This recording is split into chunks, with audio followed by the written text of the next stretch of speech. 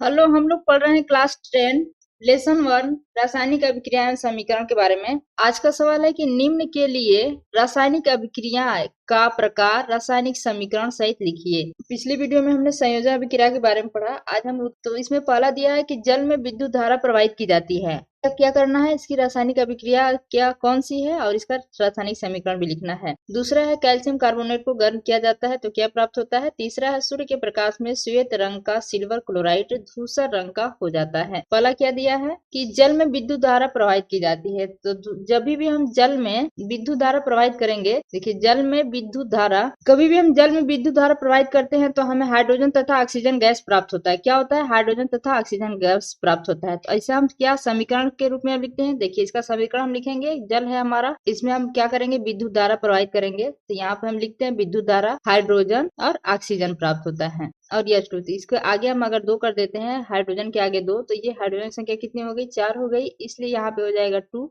और ऑक्सीजन की संख्या भी 2 हो गई, इसलिए हो जाएगा यहाँ पे O2। अब क्या हो गया, ये समीकरण हमारा संतुलित हो गया। तो इस तरह से हम समीकरण को भी संतुलित कर सकते हैं। और इसमें क्या हो रहा है, इसमें क्या है, ये पहले हम समझ लेते हैं इधर के क्या होता है, ये अभिकारक होते हैं। ये अभिकारक, ये क्या है, उत्पाद। जल अभिकारक कहलाएगा, हाइड्रोजन ऑक्सीजन क्या है, ये उत्पाद है। तो इसमें हो रहा है जो अभिकारक है, अभिकारक क्या है, जल एक यौगिक है। तो हम कह सकते हैं जल क्या है, एक यौगिक है। विद्युत धारा उसमें प्रवाहित हो जा रही है तो यौगिक क्या हो जा रहा है, ये टूट जा रहा है। टूट के क्या बना रहा है, हाइड्रोजन और ऑक्सीजन। तो इसको हम कह सकते हैं कि ये यौगिक है, यौगिक टूटकर एक से अधिक उत्पाद बना रहा है, मतलब 2 उत्पाद बना रहा है। इसको हम कह सकते हैं 2 से अधिक या 1 से अधिक उत्पाद बनाता है। तो हम कह सकते हैं कि इसमें क्या हो रहा है, यौगिक में हम विद्युत धारा दे रहे हैं तो ये क्या कर रहा है, 1 से अधिक उत्पाद में टूट जा रहा है। कौन सी अभिक्रिया है, अपघटन या वियोजन अभिक्रिया है। तो इसे हम परिभाषित करेंगे तो कैसे लिखेंगे, तो देखिए हम लिखते हैं, इसको हम क्या कहते हैं, ये एक टूटना जिसमें होता है वो कौन सी अभिक्रिया होती है, वियोजन अभिक्रिया। वियोजन अभिक्रिया क्या बोलते हैं, अपघटन अभिक्रिया। तो इसमें क्या दिया है, हम लिख सकते हैं ना कि वे अभिक्रियाएं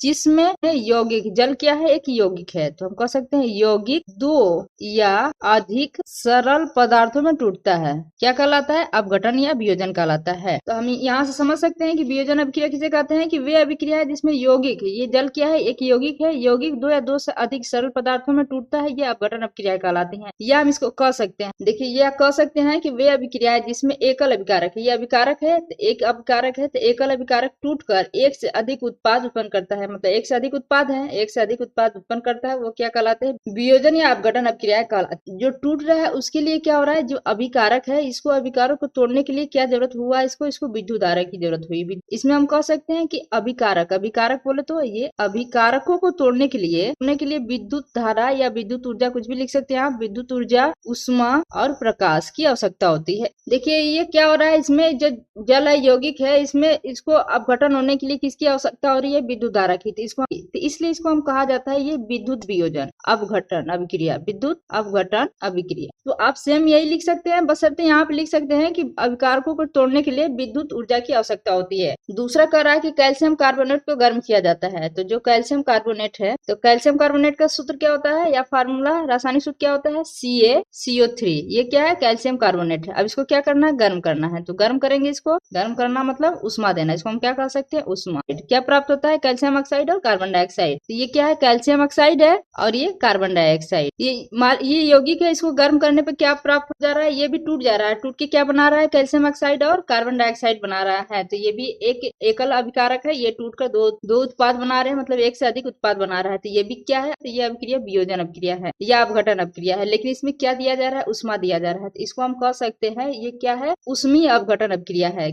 उष्मीय अपघटन अभिक्रिया है। तीसरा देखिए क्या कहता है, सूर्य के प्रकाश में श्वेत रंग का सिल्वर क्लोराइड धूसर रंग का हो जाता है। इसमें क्या हो रहा है कि जो श्वेत रंग का जो सिल्वर क्लोराइड है, सिल्वर क्लोराइड का फार्मूला क्या होता है, AgCl। क्या करते हैं, सूर्य के प्रकाश जब इस पे पड़ता है तो इसको हम कह सकते हैं ये सूर्य के प्रकाश टूट के क्या हो जाता है, सिल्वर और क्लोरीन में बदल जाता है। तो क्लोरीन का Cl2 होता है। तो इसका जो समीकरण है, इसको संतुलित करने के लिए 2AgCl है। तो यहाँ पर भी हम 2 लगा देंगे, Ag के आगे, ये सिल्वर के आगे 2 लगा देंगे और ये Cl2 है ही, तो 2 Ag Ag हो गया, 2 Cl हो गया, तो इसका समीकरण भी संतुलित हो गया। सिल्वर क्लोराइड सूर्य के प्रकाश में इसका वियोजन हो जाता है, किसमें हो जाता है, ये Ag और क्लोरीन में, चांदी और क्लोरीन में, सिल्वर और क्लोरीन में इसका अपघटन हो जा रहा है। इसमें अपघटन तो हो रहा है, तो ये कह सकते हैं कि अपघटन अपक्रिया है या वियोजन अपक्रिया है, लेकिन कैसी अपक्रिया है, सूर्य के प्रकाश से होने वाली अपक्रिया है। इसको हम बोलते हैं प्रकाश अपघटन अभिक्रिया। क्या बोलते हैं, प्रकाश अपघटन अभिक्रिया। आप समझ गए हैं ये तीनों अभिक्रिया कैसे हो रही है।